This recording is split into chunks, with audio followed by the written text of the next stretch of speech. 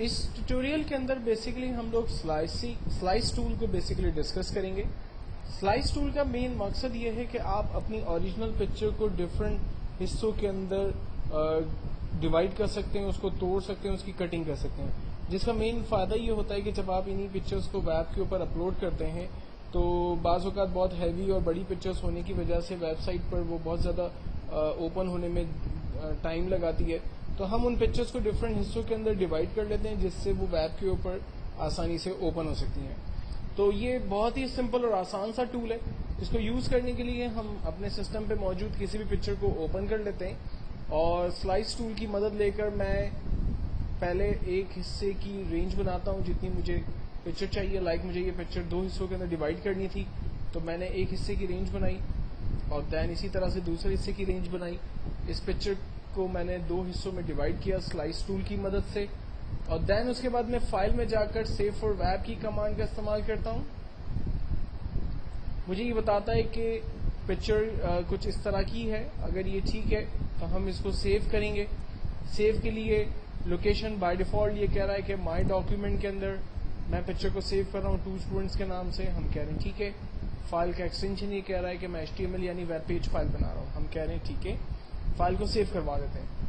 File کو save کروانے کے بعد اب ہم مائی ڈاکیومنٹ چلے جاتے ہیں اور چیک کرتے ہیں کہ 2 اسٹوڈنٹ نام کی ایک فائل جو اس نے سیو کی ہے اس کو اوپن کر کے دیکھتے ہیں. جب اس فائل کو میں نے اوپن کیا تو آپ دیکھیں یہ پوری پکچر ایک ساتھ اوپن ہو گئی ویب کے اوپر, حالانکہ ہم نے پکچر کو 2 حصوں کے اندر سلائس کیا تھا, اس کو کٹ کیا تھا.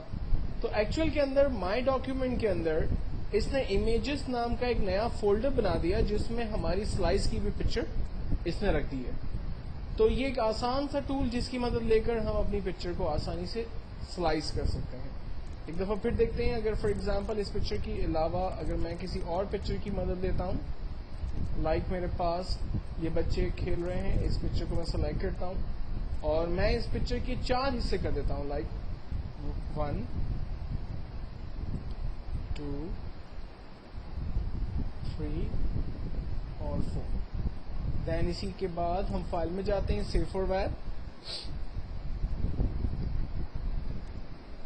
کہتا ہے کہ میں ویب میں اسے سیو کروں گا اور فائل کو سیو کر رہا ہے چلڈرن پلینگ کے نام سے. مائی ڈاکیومنٹ لوکیشن ہم کہہ رہے ہیں ٹھیک ہے سیو کر دیں. آپ مائی ڈاکیومنٹ میں جا کر دیکھتے ہیں امیجز کے فولڈر میں اس نے پکچر کے 4 حصے کر دیے اور چلڈرن پلینگ کے نام سے اس نے ایک فائل بھی تیار کر دی. تو یہ ایک بیسٹ فائدہ ہے سلائسنگ ٹول جس کی مدد سے آپ اپنی پکچرز کو ڈفرینٹ حصوں میں ڈیوائڈ کر سکتے ہیں.